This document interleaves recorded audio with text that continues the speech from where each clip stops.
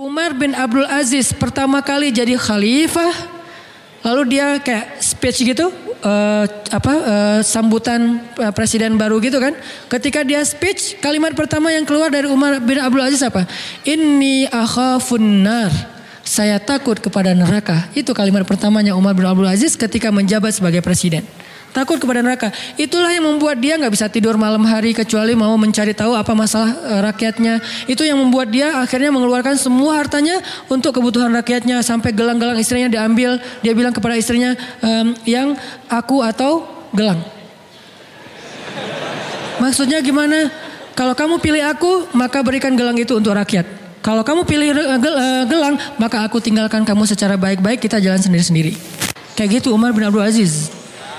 Jangan langsung dipraktekin ya. Karena Umar bin Abdul Aziz ngomong kayak gitu setelah mendidik istrinya sekian tahun. Dan istrinya juga bukan perempuan biasa. Ummul Ayal, perempuan ini namanya Fatimah. Itu juga anak raja, orang hebat banget, soleha banget. Makanya Umar bin Abdul Aziz tahu lah level istrinya. Sehingga dia bilang, yang gelang atau aku? Setelah dijelaskan oleh Umar bin Abdul Aziz, apa kata jawaban istrinya? Wahai Umar bin Abdul Aziz, yang bukan cuman gelang, dunia dan seisinya kalau kamu minta aku berikan selama Allah ridho kepadaku. Itulah istri yang soleha. Berdoalah semoga kita diberikan makmum seperti istri Umar bin Aziz. Tapi kitanya harus jadi Umar bin Abdul Aziz. Jangan yang gelang atau aku. Buat apa? Mau beli motor baru. Nggak benar ya. Mau beli apa misalnya kayak kebutuhan kayak hawa nafsu kita doang. Jangan. Artinya itulah mereka, karena takut kepada Allah ketahan dari berbuat dosa. Umar bin Khattab juga kayak gitu, karena takut kepada Allah hanya gara-gara salah ngomong ke seorang nenek-nenek yang beragama Nasrani, itu kepikiran gak bisa tidur malam. Ada nenek-nenek datang ke Umar bin Khattab bilang, ya Amirul Mukminin, udah jadi Amirul Mukminin, presiden. Ya Amirul Mukminin, saya ini nenek-nenek yang punya banyak utang. Nenek-nenek punya banyak utang, gak sanggup bayar. Boleh nggak saya minta tolong dari Baitul Mal supaya saya bisa bayar hutang? Buat apa hutangnya nek? Kok banyak banget? Nenek kolektor barang-barang antik? Bukan. Saya itu hutang karena nggak punya keluarga yang menafkahi saya sehingga saya berhutang udah numpuk sekarang. Angkanya sih nggak gede, cuman buat seorang nenek-nenek yang nggak punya pekerjaan besar. Akhirnya Umar mengambil dari Baitul Mal dibayarin hutangnya. Nggak sengaja Umar ngelihat nenek-nenek ini pakai kalung salib. Umar baru tahu ternyata dia Nasrani bukan Muslim. Akhirnya Umar nanya gini, nenek udah ngeliat kan Islam kayak gimana? Ya gimana menurut nenek? Islam agama yang luar biasa. Kamu adalah seorang pemimpin yang adil. Saya respect banget dengan agama kamu. Nek, kenapa nenek gak masuk Islam? Ngomong gitu. Ya saya udah tua, udah gak sanggup mikir yang kayak gitu-gitu, terlalu berat buat saya. Buat dia tuh ideologi itu berat. Perdebatan mana yang benar mana yang salah berat. Ya udah, pulang aja Umar. Sampai di rumah Umar kepikiran, astagfirullah ya Allah, apakah saya memaksa nenek itu masuk Islam gara-gara adegan tadi? Gimana nih kalau gitu memaksa berarti saya udah melanggar ayat la ikraha fiddin. Tidak boleh memaksa dalam urusan agama. Astagfirullah ya Allah, maafin saya nggak ada maksud, nggak sengaja. Lama dia kepikiran, malam nggak bisa tidur, bolak-balik nggak bisa tidur. Sampai ditanya sama istrinya Umar, Atika, ya Umar kenapa kamu nggak bisa tidur? Ya Allah ampuni saya. Dia nggak mau ngomong sama istrinya semalaman. Kenapa? Takut sama Allah. Besok dia datang kepada seorang sahabat yang paling bijaksana, Ali bin Abi Thalib. Ali itu paling bijaksana, luar biasa ilmunya. Ya Abul Hasan panggilannya. Ali, gimana nih? Gimana emang ceritanya? Diceritain. Wahai Umar, kamu bermaksud memaksa? Tidak. Kalau gitu innamal a'malu binniyat. Beneran? Alhamdulillah gitu coba. Padahal adegan sederhana kan? Dan gak ada paksaan juga karena udah dikasih bantuannya baru ngomong masuk Islam dong nek gitu. Cuman dia takut ini terjebak dalam pemaksaan sehingga semalaman gak bisa tidur. Dosa, bahkan bisa gak dibilang dosa. Kesalahan kayak gitu aja bikin Umar gak bisa tidur. Kebayang gak kesalahan yang lebih gede dari itu? Sampai ada seorang ibu-ibu yang masak batu tuh, ngerebus batu karena anaknya kelaparan. Terus Umar lewat, ibu kenapa ibu ngerebus batu? Karena saya gak punya makanan. Terus mau ngerebus apa lagi? Terus ngapain direbus batunya kan gak akan matang-matang juga. Ini hanya untuk membuat anak saya berpikir bahwa saya lagi masak makanan. Dia gak akan nangis lagi sampai dia tertidur. Kasihan banget nasibnya. Anaknya sampai harus berpikir, Ma lagi masak apa? Nih lagi masak nih. Ntar ya tunggu ya. Ini udah mendidih nih. Oh ya ditunggu sampai tidur. Lalu dia bilang, saya akan tuntut Umar di hadapan Allah nanti di akhirat. Langsung gemetar Umar. Umar itu pasti lebih tangguh daripada Habib kan? Yang kalau nyekek McGregor, kalau Umar cuma giniin doang paling. Kenapa? Setan aja takut sama Umar. Kalau ini kan baru McGregor yang takut sama Habib nih. Ini setan. Takut sama Umar. Umar lewat. Setan, kita ngambil jalan itu aja. Malas ada Umar lewat situ. Setan. Dan setan itu kan banyak yang tangguh-tangguh juga kan. Kayak setan petarung, setan apalah kan banyak. Tapi gak berani sama Umar. Tapi orang setangguh Umar ketika perempuan ini mengatakan saya tuntut Umar di hadapan Allah. Dia gak tahu kalau itu Umar. Saya tuntut Umar di hadapan Allah nanti di akhirat. Umar langsung datang. Ibu kenapa ibu pengen nuntut Umar? Karena dia yang memimpin kami tapi dia membiarkan kami terlantar dan kelaparan. Umar langsung gemetar, nangis, langsung dia lari menuju ke Baitul Mal, dia cari gandum, dia pikul sendiri gandum itu seorang diri. Pembantunya pengen memikul gandum itu, dia mengatakan, apakah kalian sanggup memikul dosa saya nanti di hari kiamat? Pembantunya juga orang-orang soleh yang beriman. Enggak akan berani, ya udah sendiri aja udah. Karena kalau udah bawa-bawa dosa kan gak ada yang berani ya. Ini hidup bersama orang-orang soleh itu kayak gini teman-teman. Jadi satu negara, satu masa, semuanya soleh. Jadi semua yang kita dengar itu adalah tentang Allah, Rasul, akhirat, surga, neraka. Jadi kayak indah gitu hidupnya teh. Nah akhirnya Umar memikul sendiri, langsung bukan cuma mikul taruh, bu udah ya, udah gak ada lagi urusan dengan Umar ya. Enggak, langsung ibu udah ganti batunya buang aja. Dimasukin terus diaduk sama Umar sampai jadi roti, disuapin kepada anak kecil yang tadi udah kelaparan banget. Sampai udah beres, baru Umar pergi. Setelah Umar pergi, pembantunya mengatakan, bu ibu tahu gak siapa orang tadi? Siapa? Dialah Amirul Mukminin Umar bin Khattab. Ibu itu tersenyum dan mengatakan, ya Allah saya cabut tuntutan kepada Umar bin Khattab di akhirat. Gak jadi dituntut. Lalu pembantu ini memberitahu kepada Umar udah dicabut tuntutannya. Alhamdulillah sujud syukur Umar. Ini modal takut. Makanya Nabi mengatakan Ra'sul hikmah makhafatullah. Puncaknya ilmu itu, puncaknya hikmah itu adalah takut kepada Allah. Kan kita pernah dengar cerita dua orang yang jual beli tanah dulu. Gara-gara sama-sama takut pada Allah. Yang satu jual tanah, yang satu beli. Udah selesai jual beli tanah, transaksi udah beres. Yang beli tanah itu tanah kebun gitu, nyangkul-nyangkul. Nemu emas di dalam tanah kebun yang baru dia beli. Langsung dia cari saudaranya yang tadi jualin tanah ke dia. Bro gitu, akhi.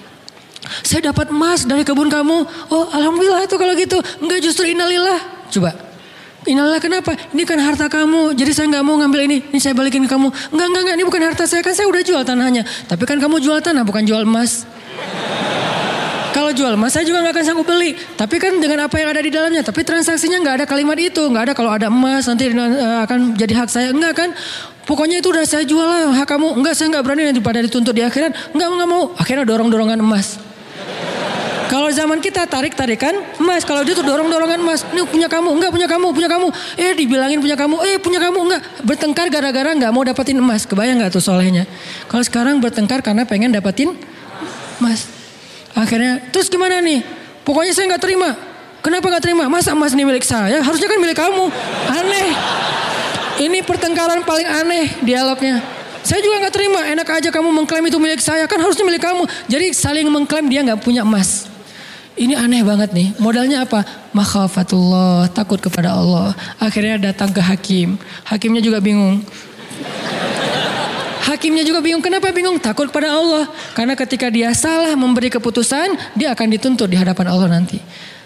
Sebetulnya gaji dia lebih kecil daripada tuntutan nanti di akhirat. Buat dia bingung. Gimana nih? Ya Allah beri saya petunjuk. Gini aja deh. Kamu punya anak? Punya. Laki perempuan, laki. Kamu punya anak, laki perempuan. Oh ya udah, kalau laki-laki nggak bisa. Laki perempuan oke ya. Nikahin anak kalian, kasih emas ini sebagai mahar. Gimana bro? Ya terserah anaknya juga sih. Ya udah kita tanya ke anaknya. Pas tanya ke anaknya, ya aku sih terserah ayah. Udah beres. Akhirnya menikahlah putra dan putri dari dua orang ini yang bersengketa. Dan emas ini menjadikan modal pernikahan mereka. Masya Allah, makhafatullah. Kemana sekarang iman ini di antara kaum muslimin? Di mana nilai-nilai ini di antara kaum muslimin? Kenapa nilai ini sekarang adanya di Jepang? Kenapa nilai ini adanya di Korea? Kenapa nilai ini adanya di Eropa, di New Zealand? Kenapa bukan di Saudi Arabia, di Mesir, di Timur Tengah, di Indonesia yang negara dengan mayoritas kaum muslimin? Kemana semua teks-teks mulia yang luar biasa dalam Islam? Karena kita hanya menjadikannya wawasan, bukan iman. Ilmu tidak menjadi kebaikan kalau hanya sekedar wawasan di sini. Dia baru menjadi sesuatu ketika dia berasa di hati, lalu kita jadikan itu sebagai perilaku kita sehari-hari. Makanya teman-teman, ini baru satu ayat ya. Ayat 14, belum sempat bahas yang lain, gak apa-apa deh ya. Arti hukma wa ilma kayak gitu. Itulah gambaran tentang Musa. Jadi kebayang sekarang gimana solehnya Musa, gimana taatnya Musa, karena Allah sendiri mengatakan dia dapat hikmah. Itu gambaran hikmah dalam sisi moral, dalam sisi spiritual, itu hikmah artinya. Sehingga ketika kita tahu arti hikmah, sekarang kita kebayang gimana solehnya Musa. Kalau kita anggap hikmah itu sekedar wawasan, kita nggak kebayang solehnya Musa itu kayak gimana. Soleh banget, hal yang paling detail aja soleh. Di zaman Ibnu Mubarak, ada seorang laki-laki minjam, kalau nggak salah Ibnu Mubarak, kalau nggak salah, beliau meminjam pulpen, pena gitu. Pena dulu kan dari kayu ya, bukan pena yang bertinta, penanya doang, nggak ada tintanya. Minjam pena dari kayu tertentu gitu, kayu yang sebetulnya murah banget di Irak, apa di Basra, apa di Kufah gitu. Saya lupa juga nama ulama, nanti dicek lagi di beberapa kajian.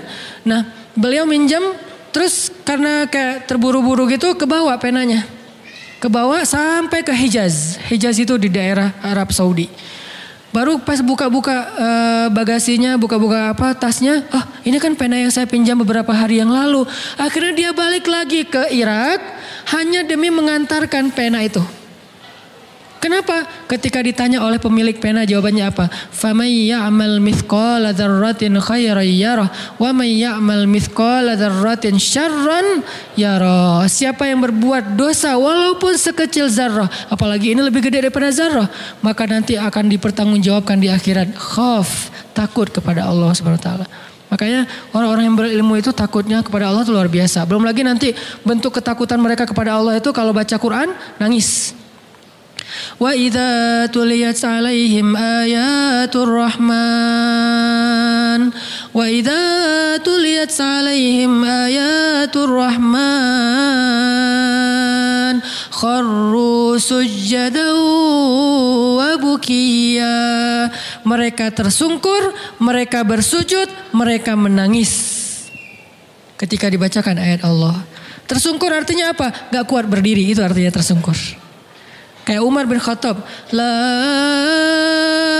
uqsimu biyaumil qiyamah wa la uqsimu bin nafsil lawwamah ayahsabul insanu allan najma'a 'idhamah bala qadirina 'ala an nusawwiya banana. Baru berapa ayat dibaca surah Al-Qiyamah, lututnya sudah gemetar. Udah gak kuat menopang lagi tubuhnya sehingga tersungkur jatuh. Umar jatuh bukan karena kekuatan musuh, tapi jatuh karena kekuatan iman. Musuh gak ada yang bisa menjatuhkan Umar. Musuh gak ada yang bisa membuat Umar terduduk. Musuh tidak ada yang bisa membuat Umar terbaring, tersungkur. Gak ada musuh yang bisa membuat Umar tersungkur kecuali iman yang membuat dia tersungkur dengan sendirinya. Kenapa? Iman Umar bentuknya khauf kepada Allah, takut kepada Allah. Sehingga ketika baca ayat ini tersungkur. Khalid bin Walid. Siapa yang gak kenal dengan nama besar ini? Khalid bin Walid sampai mengatakan, Nabi bilang apa? Hampir tidak ada perempuan yang bisa melahirkan anak seperti Khalid. Hampir tidak ada perempuan yang bisa melahirkan anak seperti Khalid. Saking kerennya Khalid. Jadi susah perempuan bisa ngelahirin anak sekualitas Khalid. Fisiknya, fatonah itu briliannya dalam urusan strategi militer. Dan belum pernah dia duel kalah, itu belum pernah. Dan di tangannya udah belasan pedang patah dalam duel-duel kayak gladiator gitu. Itu Khalid banget. Dan dia saking hebatnya Khalid. Kalau teman-teman mau tahu sehebat apa Khalid, lihat pasukannya. Karena pasukan yang hebat gak mau dipimpin oleh pemimpin yang biasa. Pasukannya itu Musanna, Sa'ad bin Abi Waqqas, Ikrimah. Banyak nama-nama besar dari pasukannya. Saya banyak baca nama tokoh-tokoh hebat dalam Islam. Pasukannya, 1000 pasukannya, satu orang saja bisa mengalahkan 1000 musuh. Satu laki-laki yang sebanding dengan 1000 musuh. Musanna tidak akan kalah satu pasukan yang di dalamnya ada Musanna. Ini adalah prajuritnya Khalid. Kebayang gak gimana panglimanya? Prajuritnya aja kayak gini. Nah Khalid yang luar biasa dahsyatnya ketika baca surat Al-Muddathir sampai tentang ayat bapaknya yaitu Walid Al-Mughirah. Bapaknya kan gak masuk Islam dan meninggal dalam keadaan kufur. Dan sampai Allah menyebutkan neraka untuk Walid di dalam Al-Quran surah Al-Mudaththir, neraka Sakor gitu. Khalid ketika membaca neraka Sakor yang disebutkan untuk ayahnya menangis 3 hari 3 malam. Kenapa dia menangis? Kan ayahnya yang masuk neraka. Saking takutnya dia, ya Allah, kalau saya nggak dapat hidayah, hampir saya mengikuti ayah saya. Seandainya saya keras kepala mau mengikuti semua nasihat dari ayah saya, bagaimana seandainya ayat ini menyebutkan tentang saya, ya Allah. Saking takut dan bahagianya campur aduk, dia menangis 3 hari 3 malam. Karena dia kebayang, dia hampir seperti ayahnya. Karena di antara anak-anaknya Walid, Khalid itu kesayangan ayahnya. Sebagaimana Umar kesayangan juga ayahnya. Ini tokoh-tokoh yang kesayangan ayah mereka masing-masing nih. Karena kesayangan ayahnya, dia apet banget sama ayahnya. Kemana ayahnya pergi, dia pergi. Apa yang ayahnya bicarakan, dia bicarakan. Apa yang ayahnya anggap benar, dia anggap benar. Gak pernah berselisih dengan ayahnya kecuali tentang Islam. Gak pernah berselisih dengan ayahnya kecuali tentang Islam. Itu juga setelah ayahnya meninggal baru dia berselisih. Kebayang kalau ayahnya masih hidup, kemudian mereka meninggalnya bareng, ayahnya dengan Khalid dalam keadaan kufur. Itulah yang membuat Khalid campur aduk antara bahagia dengan takut dengan kalimat sakor tadi itu. 3 hari menangis. Nangis 3 hari. Gak ada hari tanpa menangis. Kenapa gak diterusin urusan nangisnya? Karena setelah 3 hari dia dikasih tugas militer. Udah gak sempat mikirin nangis. Sekarang mikirin ekspansi dakwah. Artinya Khalid ini orang-orang yang takut kepada Allah. Belum lagi nanti nama-nama yang lain. Ketika mereka membaca ayat, membaca hadis atau apa. Jangankan mereka, malaikat aja. Jibril menangis di depan Nabi. Ketemu Nabi matanya bengkak. Ketemu Nabi matanya merah. Nabi nanya, "Mabik ya Jibril, malham." Jibril, kenapa kamu? Ada masalah apa? Kenapa kamu sedih wahai Jibril? Apa kata Jibril? Ya Rasulullah, setiap kali saya mengingat penciptaan neraka, saya nggak bisa berhenti menangis. Ini namanya hikmah. Kebayang nggak Musanya gimana? Kalau Allah mengatakan Musa itu sudah dapat hikmah, berarti seperti itulah gambaran kesolehan Musa di usia masih 20-an tahun. Jadi teman-teman, saya sangat yakin sebagian besar nabi, bisa dibilang 95% lebih dari para nabi itu semuanya anak muda. Semuanya cerita anak muda, bukan cerita orang tua. Kita mungkin lebih kenal dengan cerita Nabi Ibrahim ketika udah dewasa. Tapi kita tahukah Nabi Ibrahim ketika dimasukkan ke dalam api itu anak muda? Ketika beliau menghancurkan berhala itu anak muda? Ketika kemudian beliau hijrah dari Irak ke Palestina itu anak muda? Belum lagi kisah nanti nabi-nabi yang lain termasuk Ayub alaihissalam juga anak muda. Mereka semua adalah nabi-nabi muda. Sehingga ketika kita bicara tentang iman, kita bicara tentang hamasah, semangat, kita bicara tentang ketaatan, itu bukan bicara tentang orang tua sebetulnya, bicara tentang anak muda. Karena semua itu adanya pada anak muda. Maka kalau kita cinta kepada Musa, kalau kita ngefans sama Musa, belajarlah dari Musa di ayat 14. Usia 20 udah punya hikmah. Dan salah satu di antara hikmah takut kepada Allah subhanahu wa ta'ala. Justru di usia itu kalau kita gak takut kepada Allah, potensi kita berbuat dosa lebih besar daripada orang tua. Ya, jadi mungkin malam ini ayat 14 aja dulu ya. Insya Allah pada kesempatan lain kita kembangkan lagi. Namanya juga bedah. Bukan tilawah lagi tapi tadabur. Jadi nggak usah terburu-buru, tapi mudah-mudahan kita dapat banyak ilmu, hikmah dari apa yang kita bahas, terutama dari sosok Nabi Musa alaihissalam, salah satu nabi yang saya ngefans berat, sehingga sering saya cerita-cerita kan, selalu cerita Musa kecil, Musa dewasa, Musa remaja, karena emang buat saya sih Musa itu salah satu nabi yang paling keren lah di antara para nabi, walaupun semuanya keren-keren. Mudah-mudahan kita bisa mengamalkan apa yang kita dengar. Semoga Allah SWT mengistiqomahkan hati kita di jalannya.